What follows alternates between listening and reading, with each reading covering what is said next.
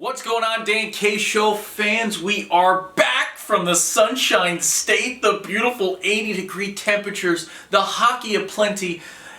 Oh, we miss Tampa already, but guess what? We don't have to miss the road for long because we're heading to Chicago this weekend, and before that, we've got a Dan K Show to talk all about USPHL hockey.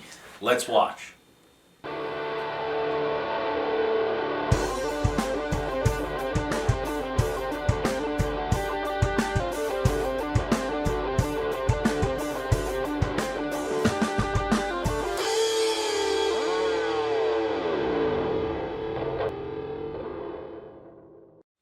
Alright, Dan K Show fans, let's not waste any more time. It is freezing outside again. We flew back from 80-degree temperatures into 30-degree freezing, sleeting rain here in New Jersey. I'm getting over that. I am warming up by talking hockey. Let's start with my three things. Thing number one, we're finally back together. I feel like we've been doing this show apart for the last 2 weeks. Dan and Lucas in the same room. Thing number two, havoc in the Midwest West. Leading into the Chicago showcase that will be a game changer in the Dan K Show's power rankings. The Hudson Havoc have won 7 consecutive games, now sitting alone atop the Midwest West Division. We cannot wait to watch the Havoc in person in Chicago. Thing number three, upset city. Upsets aplenty across the USPHL. The one that is heard around the world. NCDC level, Twin City Thunder. The Jersey Hitmen this weekend were thunderstruck! That was pretty good. I didn't hurt. I thought I was going to squeak because I've been doing broadcasting all weekend. But with that, we're going to talk about that Twin City Thunder big-time victory later. But first, I got introduced into the show. My left-hand man, Mike Consigliere, Mon Michel, Mon Frere from Another Mayor. This dude, he is a purveyor of fine foods.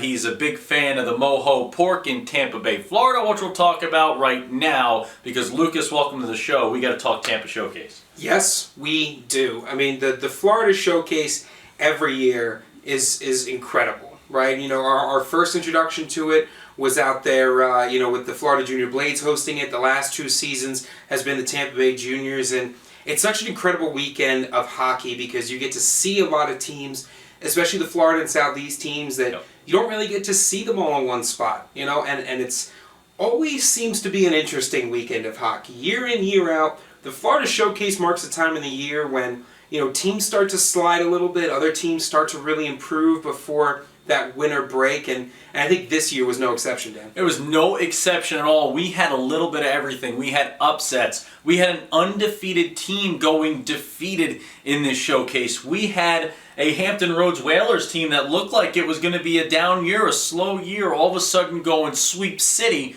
and taking Tampa by storm with a 4-0 weekend at the premier level. We have to talk about who we were most impressed with this weekend. And before we do that, I got to bring up this Matt Wood Michigander that we got to do on the broadcast. This thing's all over the interwebs right now, but Matty Wood, man, it was a one-of-a-kind Michigan goal. Yeah, it was absolutely incredible. And folks, if you missed it, it's coming up right now.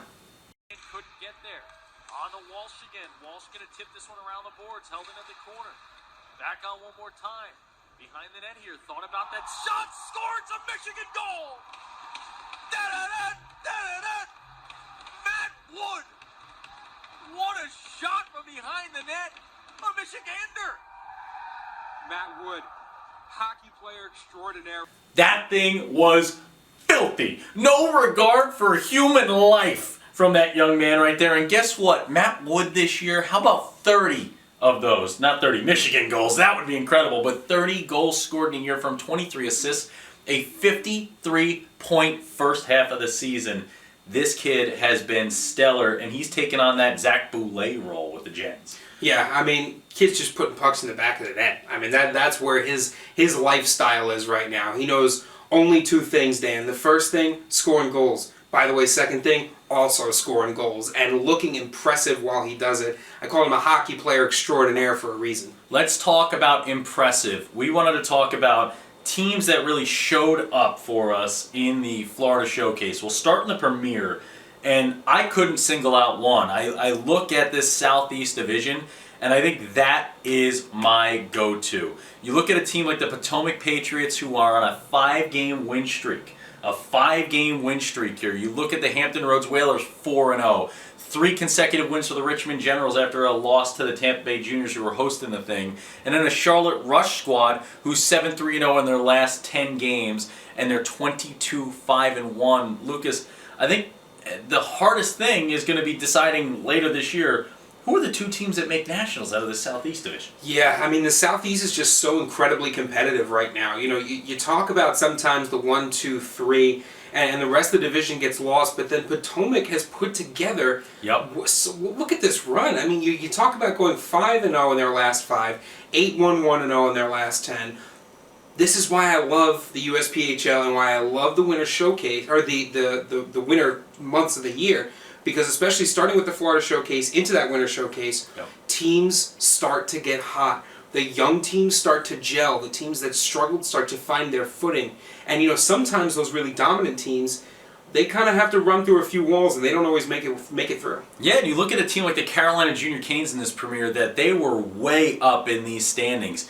But don't look now. These Potomac Patriots are storming into this thing, and they have a chance now, just 4 points. Just 4 points out of the 4th seed into getting into that playoff, into putting themselves in the talk for a national championship run. This is so exciting right now in the Southeast Division. And I look at every team, and the best thing is this. I think all 5 of these teams could win a national title. That's not hyperbole, I'm not hyperbolizing. I am dead serious. Every team in the Southeast, in the premier level, I think could win a title right now. I look and I say, you know, Charlotte Rush, each team has one tiny flaw, not a real flaw, one tiny flaw. And Charlotte, I mean, it's just that every once in a while, it's almost like the puck doesn't want to go in the back of the net for them. But then you look, they still got 135 goals scored. When they do score, they score in bunches. You just want to make sure you're scoring in bunches come playoff time. Richmond Generals, you look at them, sometimes it's just a lapse, right? They tend to have those little blips on the radar where you go, what happened? What team was that? That was not the Richmond Generals. And we talked to Coach Like about it. The Hampton Roads Whalers, they started out slow. They were a little thin at the defenseman side. That was their weakness. Goalies weren't always there for them. Now all of a sudden, that's starting to matriculate. It's starting to come together. You look at the Carolina Junior Canes. I just want a little more of an identity out of this team. Right now, their systems are so strong. They play the game well on both ends, but with the injuries right now, they're kind of losing that Junior Canes identity, which was dominating performances, controlling the tempo, controlling the ice, controlling the physicality. And then the Potomac Patriots, these guys, they're just the up-and-comers, man. They are just pulling themselves up by their bootstraps, and there's little pieces of their game. They're a young team. They got to figure some things out, but they got just as good of a chance as anybody. And Lucas, this Southeast Division at the premier level has been insane. Yeah, they really put on a performance, and you know, it's interesting because you move to the Elite and their performance in the Florida Showcase, and it was kind of a 50-50 weekend for a lot of teams. Yep. It was a little bit more of an interesting story down in the Elite Division because you had teams who struggled a little bit, and it's part of the larger picture of a struggle in the last few games. Then you had teams who did really well. Richmond and Charlotte had great weekends. Hampton Roads had great weekends. You know, the Carolina Junior Canes, they're still dealing with injuries. They had a pretty good weekend, but you talk to coaches and owners and they say, we're better than this, we know we're better than this, and we're going to come back. But I think, Dan, the one really interesting thing in the Elite Division is the Tampa Bay Juniors. Yes, and the Florida Division as a whole. And the Florida Division as a whole is really where I think that the story is sort of developing right now, because the Tampa Bay Juniors, I think, win my pick for the team that I was impressed the most, but impressed the most against their September counterparts, right? So this is a young team coming off a championship appearance, coming off a great late season playoff run. And this year, you know, we talked to Coach Garrett Stroh in the offseason. He said, look, it's a young team. We're trying to put it together. And in September, they weren't happy. He said, it's got to come together at some point. It's been coming together lately, Dan. They've gone 7-3-0 in their last 10. You know, they're on a 2-game win streak right now, coming out of the Florida Showcase. This is a juniors team which is starting to put it together. They have gone in the positives for their goal differential, which is a huge, huge step for this team. And it's so interesting because this run of the juniors is matched up against a slide on the part of the Eels, who have gone 3-7 in their last 10. So it goes to show you that at any point in the season, the last 10 games can make a huge difference. Because if you went back to last month, the Florida Eels were leaps and bounds ahead of the rest of the division, and now that division is starting to close up, and part of that conversation is the Atlanta Mad Hatters as well, who I was also impressed by. I think their ability to really stay disciplined on the offensive side. I think if they can get the physicality moving a little bit more, this Atlanta team is going to be really, really successful. But they're a disciplined team. They are a well-studied team. They're a systems team. The Florida division in the elite, watch out, because by the time next month rolls around, I think we're going to have some really interesting storylines. Yeah, you look at this juniors team, and we were talking about it with Coach Stroh. It's just a situation. You lost so many points. You lost so many points with the likes of Zach Parker moving on to the collegiate ranks. You just have so much to replace from a team that made a national title run and finished runners-up in a league. And it's just always tough to find points, right? You can find guys to play roles. You can find role players. You can teach them those roles. But it doesn't happen day one. It happens over time. And these guys are starting to fill these roles right now. And you have to play a different style. You got to play a different tempo than you did last year. Last year it was out, run and gun. This year they use the speed where they need to, but they have to pick their places, and they're starting to do it at the right time. And the Tampa Bay Juniors have 4 games in hand on the Florida Eels right now, and they're just 4 points back. They could go 2-2 in that 4-game differential and be tied for first place in the division. Anybody's ball game in the Florida division. What a job at the showcase there. And then you saw the Islanders Hockey Club, Lucas, the last topic we'll talk about from this Florida showcase. I mean, Coach Tim Kay talked to a lot of the scouts there and said, I want my boys to be tested this weekend. Well, he got the toughest schedule of any team in the Premier at this showcase, and they go 0-4. They lose to the Charlotte Rush, the Hampton Roads Whalers. I mean, this is a situation where they got tested this weekend, and the teams testing them stood up tall, like the Florida Eels as well, and the Colonials. Yeah, and Charleston Colonials as well. I mean, talking to Coach K in the locker room, or in the scout room, I should say, after he came out of the locker room, we basically came down to what we said a couple weeks ago on the show of, at some point you're going to run through a wall. You're going to be tested, or as he said, you're going to get punched in the face a little bit. And we all kind of agreed, rather have it happen now than right before playoffs. You learn the lessons now. You're going to get a little bit of a break over the holiday season.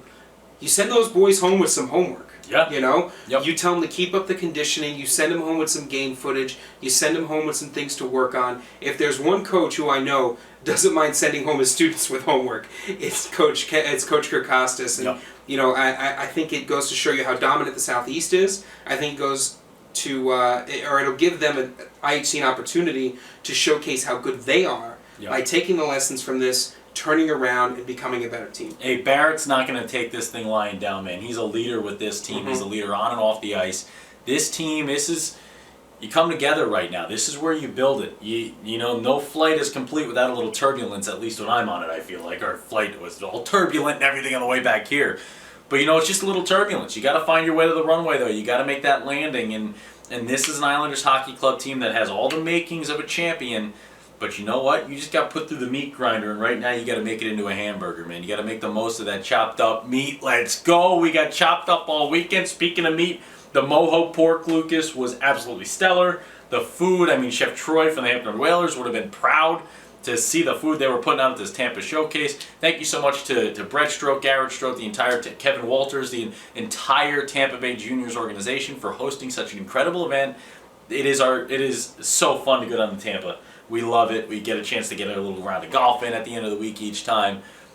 We're going to Chicago next. So first, though, before we do that, we got to talk about an upset in the NCDC. You are watching The Dan K Show. Everything USPHL. From the NCDC to the Premier and Elite Leagues. The Dan K Show with Dan K and Lucas Jones. All right, hockey fans. They say all good things come to an end. And, for the Jersey Hitmen, their win streak in regulation was getting to be ridiculous. It was getting to a point where these guys, I've been calling them my Avengers all year.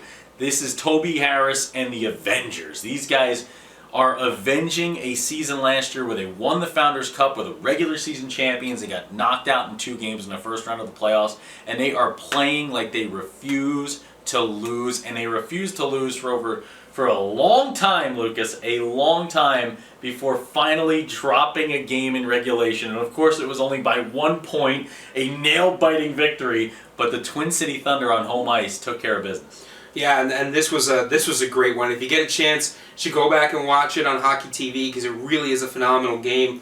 You know, the Jersey Hitmen, as they often do, they came out firing, right? You had an early goal from Liam McClinsky getting involved in the assist game, Mickey Burns and Connor Lynn.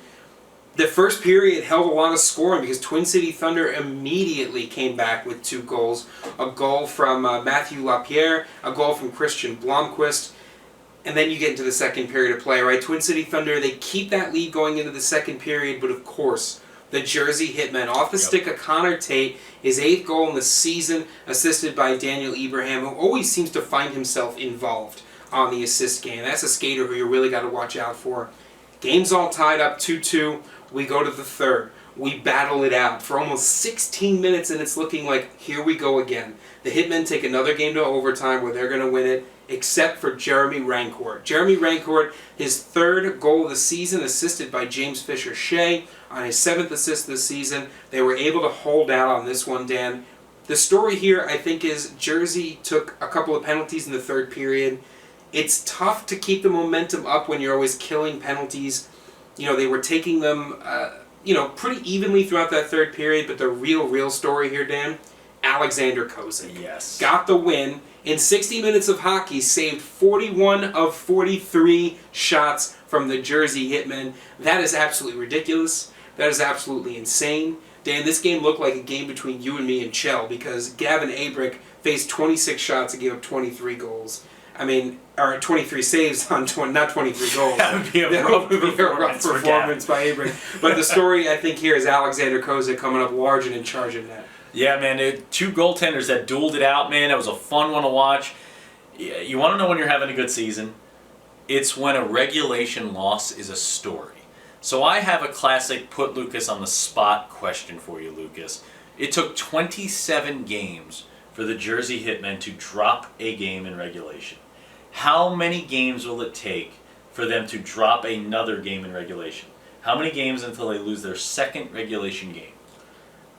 I'm going to go ahead and say 8 games. 8 games, okay. It'll be 8 games. We'll be in 2020, be a whole new year, but they're going to drop another one. I think just because a lot of these teams are on the upswing. Of course, you have so many NCDC teams right now who are putting together some streaks. Utica 7-3 in their last 10. Islanders Hockey Club 6-4 in their last 10.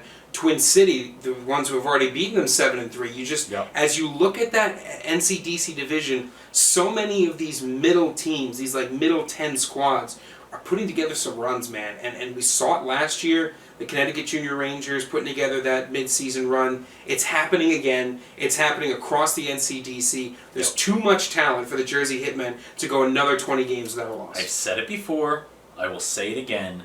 Watch out for this Twin City Thunder team. The net minding they get is going to play come playoff time. As long as they're in the dance, man, these guys are going to show up and they're going to be tapping those feet. This Twin City Thunder team is a force to be reckoned with between the pipes, and that will always keep you in every game, everywhere. Watch out for the Twin City Thunder. I think right now they sit in that 6th spot at 14-9-1-0, 29 points for them, and they're within striking distance in the second half of the season to potentially get up into that 4th spot. Mm-hmm. This team, if they can get on a roll offensively with the way they already play defensively and in the net, can do it. Yeah, absolutely. I mean, the Twin City Thunder right now, they're working with a positive goal differential is good. You'd like to see them get that offense rolling. Yeah, I think 73 goals this year, that's not enough. No. And if you're Coach Friedman, you know that. You're asking your boys, so many people think goal scoring comes from superstars. Every time, right? And of course, you're going to have those superstars in the world. You're going to see a guy like Artemi Panarin go to the Rangers and put up 20 goals in his first 20-some games. You're going to get that at times. But as a team, goals come from the passing game. Goals come from the systems play. Goals come from getting pucks deep, playing that low to high game, getting the greasy goals, putting bodies in front of the netminder, making it tough to see the puck, playing good defense on the other end, getting saves from your netminder, smart passing, not turning the puck over. So much more goes into scoring the puck. Team game. That's what this Twin City Thunder needs to focus. The team needs to focus on. It needs to be all four lines banging. Yeah, I mean, there's one thing I like to say on the broadcast because it's so true. There's two places where games are won and lost. I think it's magnified in the NCDC because of how much talent there is. Yes. The first place is the penalty box. You have to stay out of the penalty box, and when you are on the power play, you cannot take a penalty. Yes. If you're given those opportunities, not only do you have to take advantage of them, but you then can't turn around and lose them because the NCDC is so talented. That's tough. The second place games are won and lost is in the neutral zone. Yes. Every single game that we watched at the Tampa Showcase was won and lost with neutral zone play, and that was a wide open style. And I have a sneaking suspicion that even when we go to Chicago, games are going to be won and lost in the neutral zone. And when we go to the Winter Showcase, games are going to be won and lost there. You have to play well, you can't turn over the puck, and you have to meet these offensive rushes with some force. You have to be a little stodgy in the neutral zone. And I think the reason it's so important, Dan, when you have so much talent in the NCDC, you get to, those mistakes are magnified. I think that's the problem. The little mistakes become big mistakes because people can take advantage of them. What's stodgy mean? Dense. Dense? Yeah. Interesting. Yeah, dense. I feel like I'm going to be dense after the Chicago trip we have coming up that we're going to talk about in the Empty Net. Welcome to the Empty Net.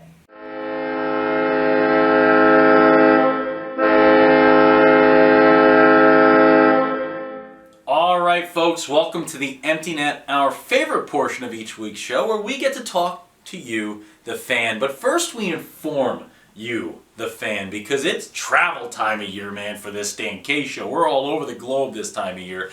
We're heading out to Chicago Friday morning, hopping on a flight, out early, right out the door, and we've got a game of the year for you to start off the weekend. Let's go through our Chicago schedule right now. 5 games at the Chicago Showcase. We'll also be bouncing around, getting interviews, content all weekend long. We might even have a Stanley Cup champion in attendance hanging out with us who's pretty large and in charge himself. But Friday, game 1 of our broadcast weekend. Drum roll, please.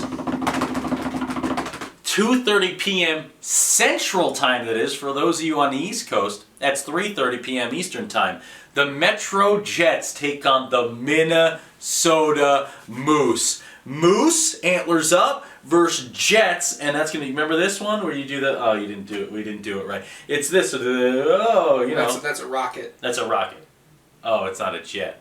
Yeah. Whatever. Jet. We'll jet figure plane. it out. Big old jet airliner. Don't carry me too far away. Okay. Saturday. So we have Friday's game, Metro Jets, Minnesota Moose. We'll be bouncing around after that. Saturday, we've got 2 games. First up, this time it works. How about the Fort Wayne Spacemen taking on the Dells Ducks? That's Spacecraft v. Quack, Quack, Quack, Mr. Ducksworth. 6:50 p.m. Central. Following that, we'll have the Wisconsin Rapids River Kings versus the Metro Jets. Our second Jets broadcast of the weekend, our first Wisconsin Rapids River Kings. And it'll be, yet again, a time where we do the River Kings' last game of the weekend. The boys will be tired. Maybe I'll give them another rousing speech before that one. Sunday the 22nd, we've got 2 more broadcasts before we head out. 8:10 a.m. Central. Wow, that's early. We will be up and ready to go. The Minnesota Mullets look to clip the Columbus Mavericks. That is going to be a Top Gun matchup right there. Watch out, ladies and gentlemen. And 10:20 a.m. Central, our final broadcast of the weekend, as the Lansing Wolves howl at the moon versus the Rum River Mallards. It's 2 different teams with a duck name in our broadcast. 3 different teams that involve the aviation area. We've got Moose. We've got everything you can think of and whatever a River King is. Yeah, I mean, this is a great schedule. We had so much fun putting this thing together. When I was out in Minnesota hanging with some of the Mullet staff, Dan, I told them, I think we got your 8:10 a.m. game. And they go, why'd you take the 8 a.m. game? And I said, because we're excited. We want to get a Mullets game in. We've been trying to get a Mavericks game in. And if we can get those games in together, even better. So we're really excited about that. And Dan, big news for the Rum River Mallards, too, in terms of the Empty Net. That is true because the Rum River Mallards followed the Dan K Show. Thank you for your follow. They are officially, I believe, the last team to follow us. We now have every single team following the Dan K Show. And you know what, Lucas? Other folks have been following the Dan K Show lately on social media as well because they're voting for the hashtag Holiday Follow Challenge. If you haven't started voting yet, what are you doing? Get voting. It's the Holiday Follow Challenge. Dan K, Lucas Jones, Lena, producer Lena, we all travel out to whatever rink wins. We do a game, we do a broadcast, we do a pregame show live, we do everything, man. We make it a fun time. No word yet on whether I'm going to be throwing t-shirts into the crowd, which I may just be doing, but we're going to have a great time with whoever wins the Holiday Follow Challenge. Let's get to those standings. I'm going to go top 5 right now. Number 1, they've been number 1. They have been number 1, they have been number 1, they continue to be number 1 for 2 years running, the Richmond Generals. Will anybody beat the Generals? Will anybody test the Generals? Well, guess what? There are 4 other teams that are really close right now. A lot of teams in the mix, but 4 that are really close, folks. Within a dozen votes close. Second place, Wisconsin Rapids River Kings.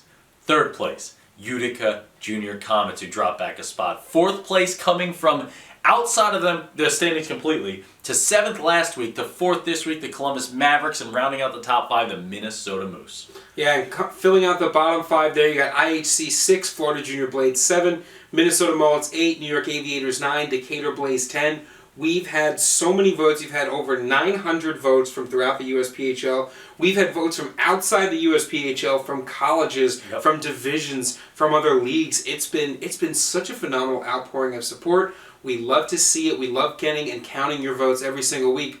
But the time to vote is growing short because this contest ends on December 31st. I promise you folks, there is no other broadcast like the Dan K Show's broadcasts. We have a great time doing them. We thank you so much for watching with us each and every week. And we thank our last tweet of the week. It comes from No Filter Dave, a Decatur Blaze supporter, who tells us that he's got a guy for us, whatever we need in Chicago. And in like the Chicago area, as a Jersey guy, whenever I hear someone say, "Hey, I got a guy for that," I'm always a little worried. I've watched a lot of Sopranos and The Godfather in my life. You know, when people have a guy for that, I'm always worried. But I trust No Filter Dave with that. I think he's got us under control. Oh, absolutely. I mean, oddly enough, it scares you, but it also makes you feel at home. Like we're not really leaving Jersey. We're just going to a different Jersey. That's it, man. Jersey in the Midwest. We can't wait. Eat some Pequot pizza. Get some holiday wings there. We're going to be bouncing around. Maybe some Portillos. Basically all food while doing hockey. We'll see you out in Chicago. If you'd like an interview with the Dan K Show, let us know on social media. If you see us around, come say hello. My favorite thing is talking to you, the viewers, you, the players, man. I love being able to help out where I can. I know Lucas feels the same way. Getting a chance to meet the fans around the country, the players around the country, makes everything we do worthwhile. You're the best. Lucas, your parting words are always the best. Go ahead and part away. I've got a pizza off camera that I've been staring at this whole time that I gotta go eat. I am starving. When Dan K's on the mic, it is always hockey night. Thank you for all your votes on the Holiday Follow Challenge, and keep watching the Dan K Show. That's it. Easy enough. That was good. That pizza is delicious. I don't have time to wait any longer. Come on, Grady. We gotta go eat. Close everything up. Shut it down. Close everything up. Bye, guys. Shut the whole thing down. Bye, guys.